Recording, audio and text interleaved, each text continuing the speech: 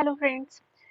So now we that studied कि हम ये सारी चीज़ें मतलब इसको आपको समझाने का एक तरीका जो मेरा पीछे का पर्पस था, जो बैक पर्पस था, वो यही था कि आप इस तरह से अगर रिवीजन करें तो आप देखेंगे कि आप इस 5 head of source of income के साथ जो है काफ़ी चीज़ें जो हैं, काफ़ी चैप्टर्स जो हैं, आप साथ-साथ जो है कवर कर सकते हैं। जैसे आप देखेंगे ये 4 चैप्टर्स तो आपके ऐसे ही खत्म हो जाएँगे।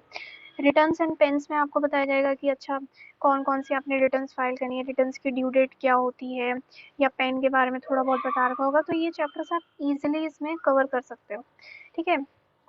So this is about this is based on my understanding, क्योंकि मैंने भी खुद पढ़ा है, तो इसलिए मैं आपको जस्ट एक गाइड कर रही हूँ कि किस तरह से मतलब आप रिवीजन इसमें कर लें।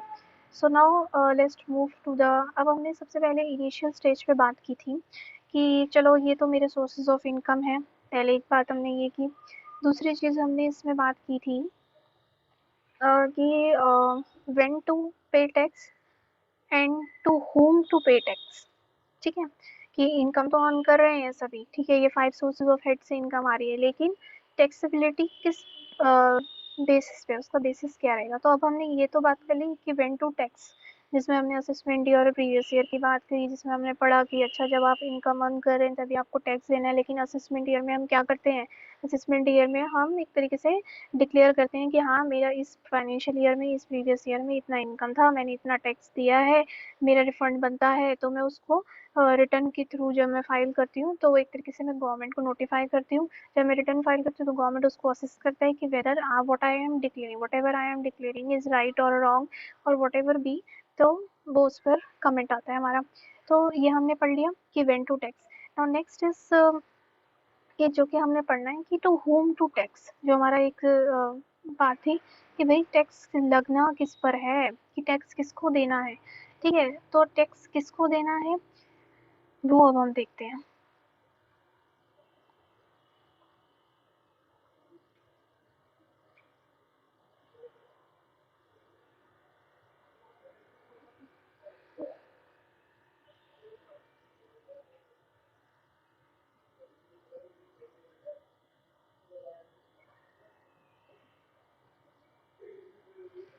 ठीक है, तो अब हम बात कर रहे हैं कि हमें टैक्स जो है लगना किस पर है। ठीक है, टू whom टू टैक्स।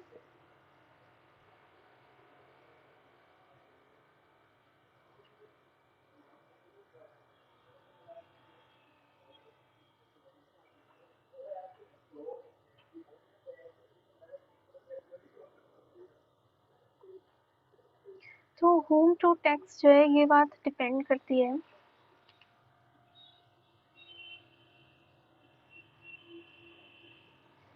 हमारे रेजिडेंशियल स्टेटस पर। किस पे बात डिपेंड करती है, ये हमारी बात करती है रेजिडेंशियल स्टेटस पर, कि if we are a residence of India in the previous financial year then we have to pay taxes. ठीक है, तो अगर हम प्रीवियस फाइनेंशियल ईयर में जिस साल में हमने इनकम अर्न की है, अगर उस ईयर में हम रेजिडेंस थे, कहाँ के रेजिडेंस थे, इंडिया के रेजिडेंस थे, तो हमें टैक्स देना पड़ेगा। ठीक है, we have to pay tax. अब इसके अंदर भी ना कंसेप्ट है, देखो रेजिडेंशियल स्टेटस के अंदर भी क्या होता है, दो चीज़ें हैं इसके अंदर भी, कि एक तो हम बात करेंगे कि आप रेजिडेंट हैं। ठीक है, मैं इसको रेजिडेंट को आर लिख रही हूँ। ठीक है, I am defining here it is R, ये रेजिडेंस। ठीक है, फिर दूसरी बात होती है रेजिडेंट एंड ऑर्डिनरी रेजिडेंट। ठीक है, दूसरा होता है रेजिडेंट और नॉट ऑर्डिनरी रेजिडेंट। ठीक है, तो यहाँ पे तीन चीज़ें हमारी हो गई कि रेजिडेंट क्या है, नॉन रेजिडेंट एक हो जाएगा, और नॉन रेजिडेंट कि अगर आपने रेजिडेंट की कंडीशंस फुलफिल नहीं करी तो आप क्या कहला जाएंगे, आप एनआरआई हो जाएंगे। फिर हम यहाँ पर ये ordinary resident, resident and ordinary resident, non ordinary resident की बात करते हैं। अब ये सब क्यों, कि क्या है ये, what is this resident, not ordinary resident? हमारे दिमाग में ये एक रीजन होता है कि व्हाई दिस इज ऑल, इस स्टेटस के बेसिस पर, कि आपका अगर स्टेटस रेजिडेंट है, या आपका स्टेटस एनआरआई है, या आपका स्टेटस आरओआर है, या आपका स्टेटस आरएनओआर है, इस स्टेटस के बेसिस पर ये डिफाइन होता है कि आपका जो इनकम है, चाहे वो इंडियन सोर्स ऑफ इनकम है या फिर वो फॉरेन सोर्स ऑफ इनकम है, वो टैक्सेबल होगा या नहीं होगा। ठीक है, तो वो सब कुछ इस बात पर डिपेंड करता है कि what is your residential status, either you are resident, either you are a non resident, either you are ROR, either you are RNR. ठीक है, तो अब इसके लिए, इस चीज को डिफाइन करने के लिए हमें क्या दी गई है, कुछ सेट ऑफ कंडीशंस दी गई हैं, कि अगर हम वो कंडीशंस मीट करते हैं then we are the resident, if we not meet the condition then we the non resident। अगर हम रेजिडेंट हैं then we go on to the other check points, कि हम ऑर्डिनरी रेजिडेंट हैं या फिर हम नॉट ऑर्डिनरी रेजिडेंट हैं। ठीक है, तो वो हम पढ़ेंगे आज के इस वीडियो में। This is the first section where we only cover the conditions for the resident and the non resident, की जो बेसिक कंडीशंस है केवल मैं उसकी बात करूंगी। I will not cover today this part that is R O R and R N R. ठीक है, I will not cover this part. So for your benefit I concise these conditions briefly, so that whenever you go for and whenever you are preparing for the exam, then you can just refer this table, and I will share the table, and you make the revision. And if you want these notes, so kindly join us our telegram group. I will share the notes there only. Okay, so now just let's move forward. So this is a crux which I am telling about, कि मैंने इस वे में इसको stable form में I just brief out to make you revise at and.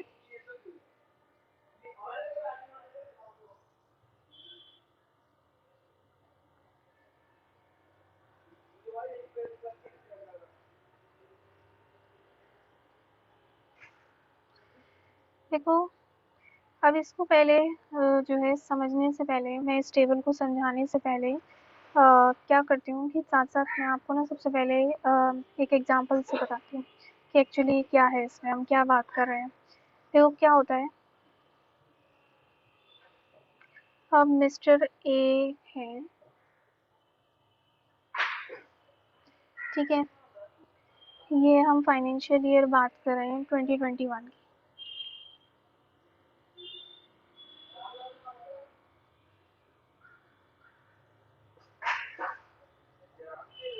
अब mister a financial year 2021 में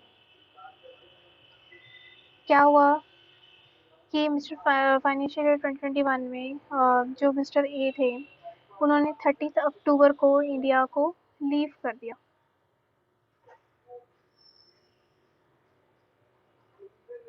ठीक है, 13 अक्टूबर को उन्होंने इंडिया लीव करके वो अपने सन के पास जो है कोई भी कंट्री में, जैसे सपोज करो दुबई चले गए वो। ठीक है,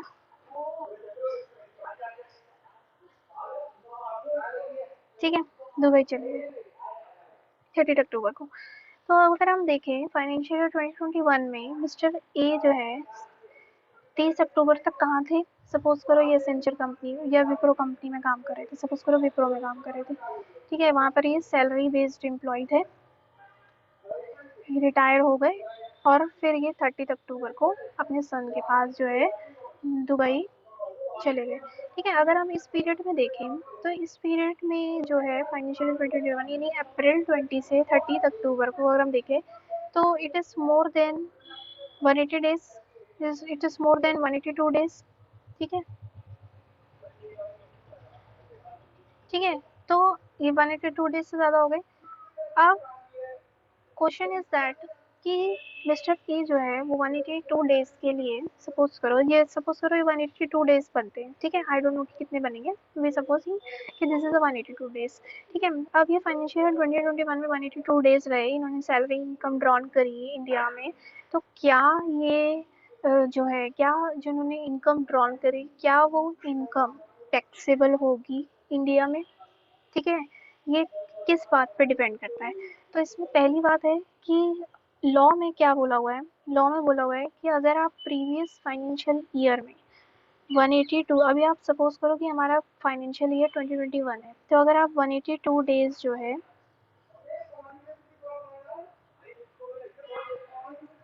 अगर आप 182 डेज और मोर जो है प्रीवियस फाइनेंशियल ईयर में इंडिया में रहे हैं, ठीक है, और आपको कोई भी सोर्स ऑफ इनकम से इनकम हुई है, तो आप रेजिडेंट कहलाए जाएंगे उस पर्टिकुलर फाइनेंशियल ईयर के लिए, ठीक है। अभी आपको इतना ही समझना है। सेकंड कंडीशन जो कि यहाँ पर एक वर्ड है और, ठीक है। सेकंड जो चीज़ है यहाँ पर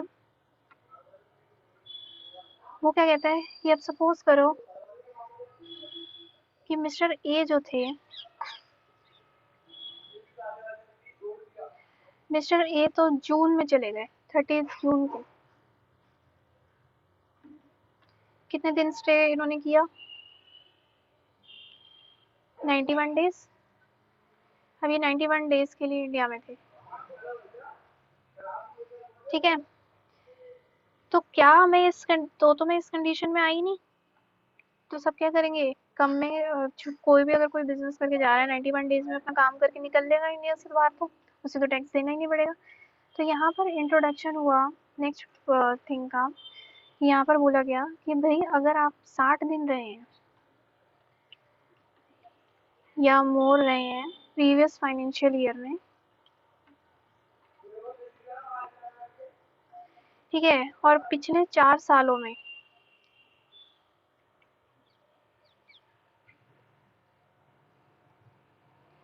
और प्रीवियस 4 ईयर्स में अगर आप 365 डेज इंडिया में थे, तो आप क्या हैं, रेजिडेंट हैं इंडिया के, ठीक है। तो आप क्या कहलाएंगे, रेजिडेंट हैंगे। तो this is the basic condition of of determining कि whether you are a resident और a non resident in India, ठीक है। These are the two first conditions which we talking here.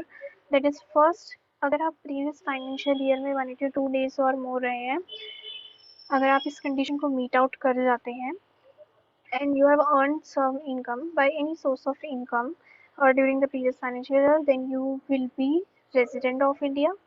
अब हम उसके बाद आगे पढ़ेंगे कि अब अगर आप इस कंडीशन को मीट करते हैं तो आपकी किस तरीके की इनकम जो है वो टैक्सेबल होगी। क्या, जैसे हमने बात किया कि क्या आपकी इंडियन इनकम ही टैक्सेबल होगी, या अगर आप कोई फॉरेन सोर्स से भी आपको इनकम आ रही थी वो भी टैक्सेबल होगी, या फिर दूसरा कंडीशन कि अगर आपने 182 डेज वाली कंडीशन ही मीट करी, तो दूसरी कंडीशन है कि क्या आप 60 डेज और मोर रहे हैं पिछले साल में, और पिछले 4 सालों में, यानी फाइनेंशियल ईयर 2021 से बैक आप पिछले 4 साल जाते हैं, including financial, no excluding financial 2021, अगर आप पिछले 4 साल में जाते हैं, तो क्या आप 365 डेज और मोर रहे हैं, तो आप रेजिडेंट इन इंडिया माने जाएंगे, ठीक है। तो अभी के लिए हमें ये समझना है कि ये हमारी बेसिक कंडीशन क्या थी, ठीक है।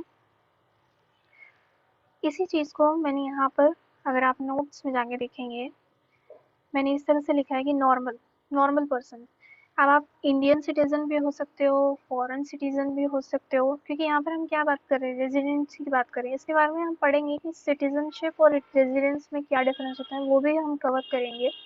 लेकिन सबसे पहले हम केवल इतना समझ रहे हैं कि मुझे टैक्स देना है या नहीं टैक्स देना है, I am liable to pay tax और not, it depends on my residential status, ठीक है ना। हमने यही समझा इसमें। तो अगर हम एक नॉर्मल पर्सन है, हम एक इंडिविजुअल की बात करें, यहाँ पर जो हम रेजिडेंशियल स्टेटस की बात करें, केवल हम एक इंडिविजुअल की बात करें। अभी मैं कोई कंपनी की बात नहीं कर रही हूँ, मैं कोई फर्म की बात नहीं कर रही हूँ, मैं कोई HUF की बात नहीं कर रही हूँ, मैं एक सिंपल एक इंडिविजुअल की बात कर रही हूँ। जैसे आप और मैं केवल हम एक इंडिविजुअल का रेजिडेंशियल स्टेटस समझ रहे हैं, अभी हम कोई कंपनी का नहीं समझ रहे या फॉर्म का नहीं समझ रहे, we only talking about the residential status of an individual. तो अगर एक इंडिविजुअल चाहे वो इंडियन सिटीजन है या फॉरेन सिटीजन है, अगर वो ये दो कंडीशंस जो कि मैंने यहाँ पे लिख रखी हैं कि in India in previous year for a period of 182 days or more, he is in India for a period of 62 days or more during the previous year and for 365 days or more during this, अगर ये दो conditions जो हैं इस person पर applicable होती है, ठीक है। तो ये बात हो गई। अब यहाँ पर आप देख रहे हैं कि भाई इंडियन और फॉरेन सिटीजनशिप की बात की गई है, तो इन दोनों का क्या मतलब होता है, ठीक है। हम इन दोनों चीज़ों से क्या समझते हैं, तो वो हम इसमें समझते हैं कि सिटीजनशिप क्या होती है। इसके लिए मैंने आपको एक ब्रीफ इंट्रो दे रखा है कि सिटीजनशिप और रेजिडेंशियल स्टेटस से आप क्या समझते हैं। तो देखिए इसमें क्या होता है, रेजिडेंस, हाँ रेजिडेंसी जो है परमानेंट नहीं है। क्यों परमानेंट नहीं है, सबसे पहली बात की क्यों परमानेंट नहीं है, वो बात अब हम समझ सकते हैं कि वो परमानेंट क्यों नहीं है।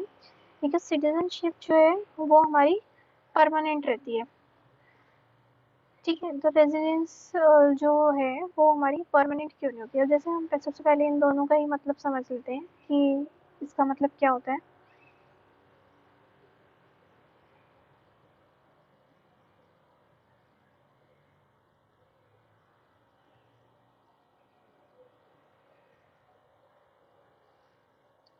देखो रेजिडेंसी किस बात पर डिपेंड करती है, क्या अगर हम सपोज बात कर रही हूँ कि जैसे अभी आपने एक पहली कंडीशन पढ़ी 2021 की, ठीक है, जिसमें मिस्टर ए थे। मिस्टर ए जो है 30 अक्टूबर को कहाँ चले जाते हैं, दुबई चले जाते हैं, ठीक है।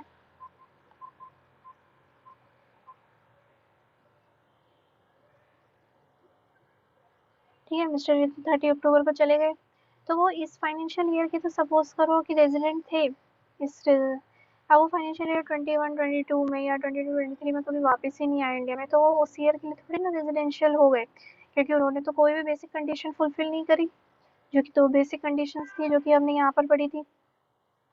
इसमें से तो उन्होंने कोई भी कंडीशन फाइनेंशियल ईयर 21-22 में नहीं फुलफिल की ना, if he not come back to India.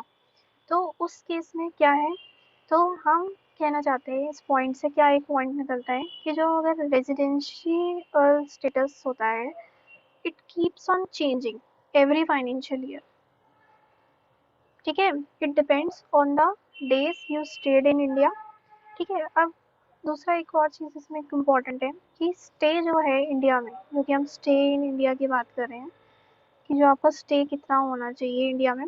अब ये क्या स्टे कंटिन्यूस होना चाहिए during the previous financial year, suppose मैं आप बात कर रही हूँ कि अप्रैल से 30 ये बिल्कुल इंडिया में ही रहे हो सकता है कि अप्रैल से जून, जून में चले गए हो, जून में चले गए, फिर ये अक्टूबर में वापस आ गए, ठीक है। तो कॉन्टिन्यूस 182 डेज नहीं, क्यूमुलेटिव 182 डेज की बात की है कि प्रीवियस फाइनेंशियल ईयर में क्यूमुलेटिव 182 डेज होना चाहिए, 182 डेज और मोर। आप समझ रहे हैं इस बात को, देखिए जैसे I give you an example, suppose mister A थे, अब वो सपोज करो कि वो पहले इंडिया में थे ही नहीं, ठीक है, ये अप्रैल की जगह मई में गए हैं, 15 मई को चले गए। अब इस कंडीशन में क्या है कि 15 मई में 15 मई तक कितने डेज हो गए, 45 डेज हो गए, तो आप तो कहेंगे हाय ये तो रेजिडेंट ही नहीं हुआ, ठीक है ना। अब ये 45 डेज हो गए क्योंकि इसने तो एक भी बेसिक कंडीशन को फॉलो नहीं किया। अब हुआ क्या, ये 15 मई के बाद जो है 28 फरवरी को आ गए इंडिया, 28 फरवरी से ये 31 मार्च तक,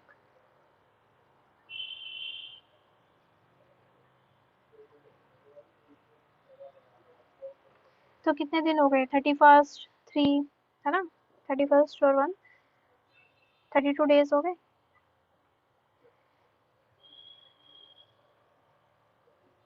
कितने दिन रहे ये, 77 डेज। तो इन्होंने जो सेकंड बेसिक कंडीशन थी इस क्राइटेरिया को मीट कर लिया, जो हम ये वाले कंडीशन की बात कर रहे थे, इस कंडीशन में ये फॉल हो गए ना, इस कंडीशन को इन्होंने फॉलो अप कर लिया। तो यहाँ पर इस कंसेप्ट से यही हमें समझना है कि यहाँ पर जो पीरियड जो हम कंप्यूट कर रहे हैं, 182 डेज जो हम कंप्यूट कर रहे हैं, it would not be a continuous, ठीक है, वो आपका क्यूमुलेटिव देखा जाएगा आपका प्रीवियस फाइनेंशियल में। तो अभी मैं जो समझा रही थी वो मैं समझा रही थी रेजिडेंशियल स्टेटस। रेजिडेंशियल स्टेटस क्या है, keeps on changing based on the how many days you stayed in India in a particular financial year. But citizenship is permanent. If you are an Indian citizen, then you will remain the Indian citizen.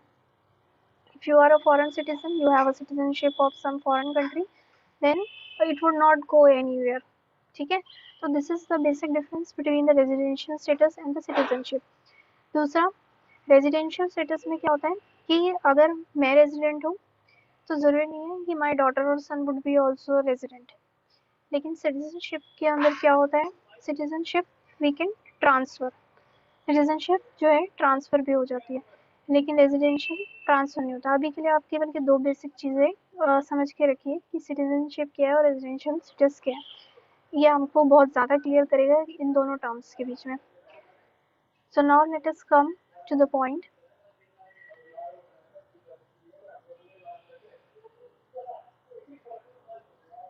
तो ये दो basic conditions अब हमने समझ ली, कि ये भी हमने समझ लिया कि ये दो बेसिक कंडीशन में से अगर एक भी कंडीशन भी fulfil, then you would be a resident in India.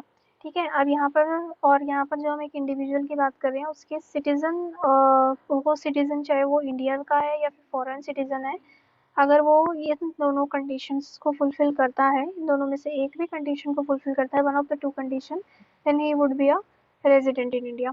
अब हम दूसरी यहाँ पर बात करते हैं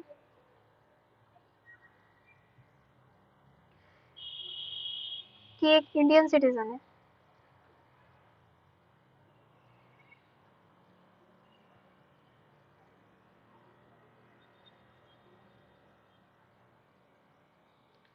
गवर्नमेंट ने क्या कहा कि अगर आप एक इंडियन सिटीजन हैं,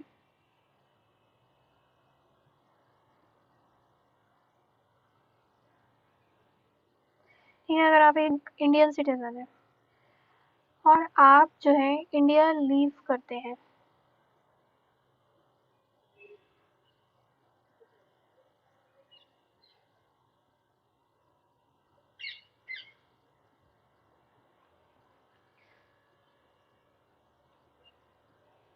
फॉर द एम्प्लॉयमेंट पर्पस,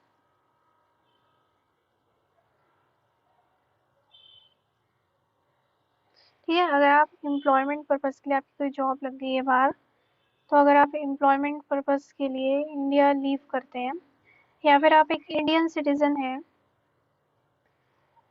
ठीक है, जो कि क्रू मेंबर है किसी इंडियन शिप का,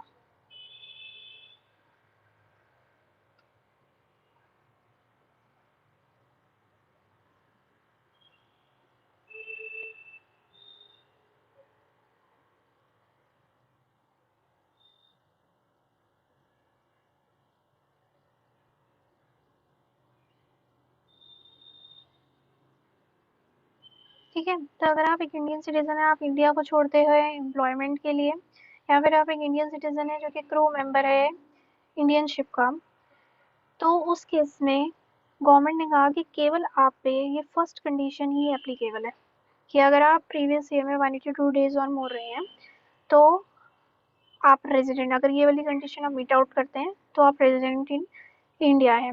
तो ये क्या हुई, this is the first exception to the section. तो ये क्या है, फर्स्ट एक्सेप्शन है इस सेक्शन से रिलेटेड।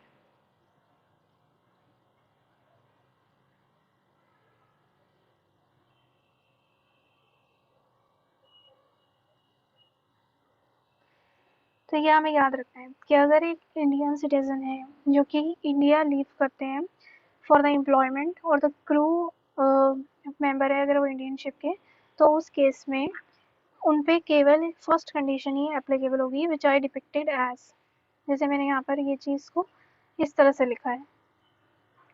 ये जो दो एक्सेप्शंस आप देखेंगे इसमें,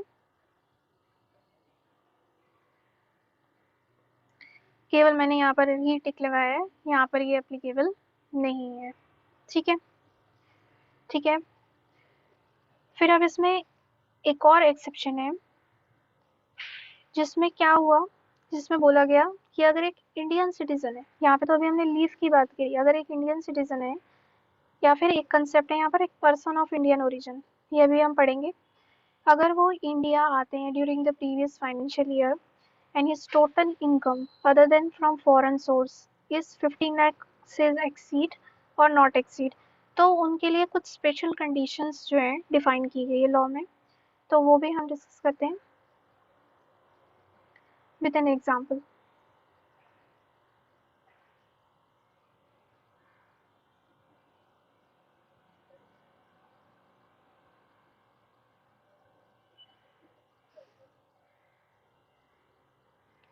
अब जिससे मिस्टर एंडी है,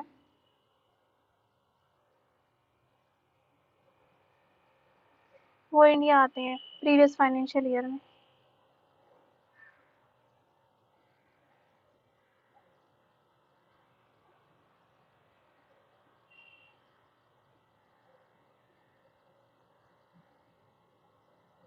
ठीक है, वो इंडिया आए प्रीवियस फाइनेंशियल ईयर में 2021 में।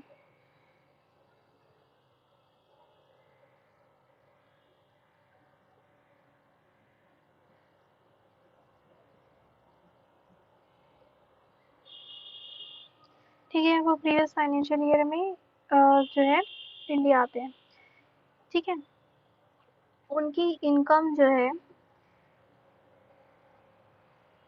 वो 15 लाख है, वो इनकी इनकम जो है 15 लाख से ज़्यादा है, सपोज करो 20 लाख है, क्योंकि 15 लाख से ज़्यादा ये 25 लाख है। ठीक है, 25 लाख उनकी इनकम है इंडियन सोर्स से। ठीक है, वो लास्ट ईयर इंडिया आए हैं और विजिट किया है उन्होंने, और उनकी कोई सोर्स ऑफ इनकम है, सपोज करो कोई भी सोर्स ऑफ इनकम है, उससे उनकी जो इनकम है इंडियन सोर्स से वो 25 लाख से ज़्यादा है।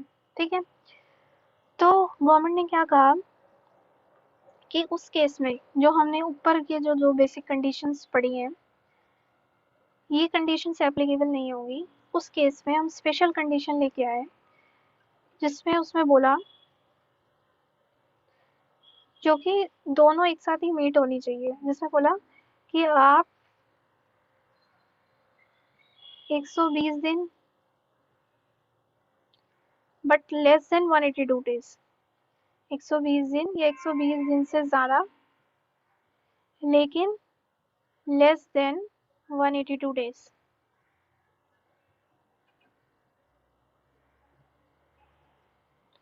अगर आप प्रीवियस फाइनेंशियल ईयर में रहे हैं, या फिर एंड, यहाँ पर एक एंड लगा दिया, यहाँ पर चेंज हो गया, यहाँ पर एंड है, एंड 365 डेज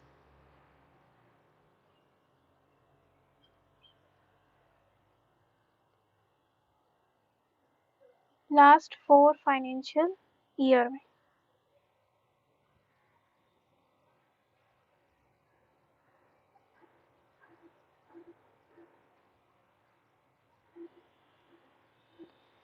ठीक है, अब देखो क्या हुआ, आप कहेंगे कि भाई इसमें एंड क्यों लगाया ऊपर, और क्यों था। ठीक है ना, your first question would be this, so I am answering this question कि व्हाई सो इट। क्योंकि देखो क्या होगा कि अगर गवर्नमेंट ऐसा कर देगी कि भाई कोई भी आ रहा है, अगर इनकम उसका कोई सोर्स ऑफ इनकम है, और उसकी 25 लाख से ज़्यादा की सोर्स ऑफ इनकम है इंडिया में, and he comes first of India, तो उससे क्या होगा, और वो पहले कभी भी नहीं आया, मतलब उसकी लास्ट 4 ईयर से कभी नहीं आया। ठीक है, और पिछली बार वो 120 दिन से ज़्यादा रह जाता है, लेकिन 182 डेज से कम रह जाता है, तो अगर हम उस पर टैक्स लगाएंगे तो इससे क्या होगा कि हमारा ना एक टूरिस्ट जो होता है वो चीज़ अफेक्ट होगी। Nobody wants to come India if, मतलब कोई भी अगर इंडियन सिटीजन है तो वो वापस इंडिया में आना ही नहीं चाहेगा, है ना।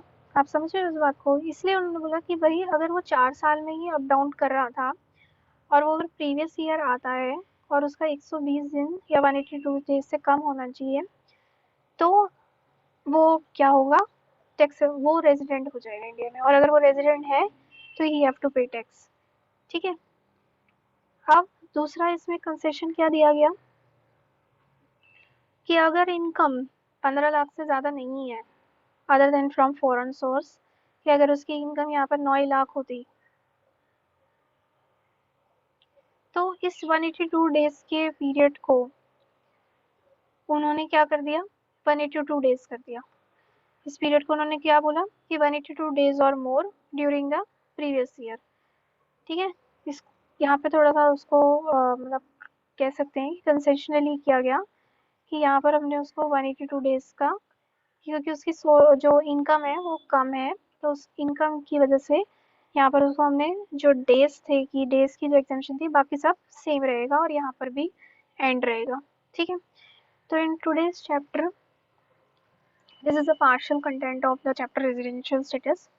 इसमें हमने समझा कि सिटीजनशिप क्या है, रेजिडेंशियल स्टेटस क्या है, हमने थोड़ा सा जस्ट बेसिक डिफरेंस इसमें समझा।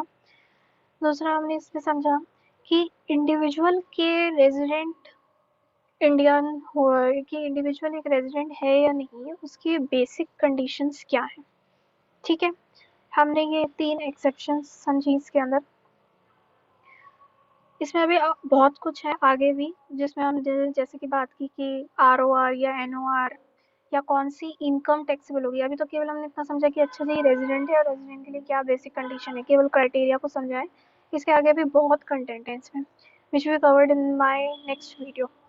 सो अंटिल दिस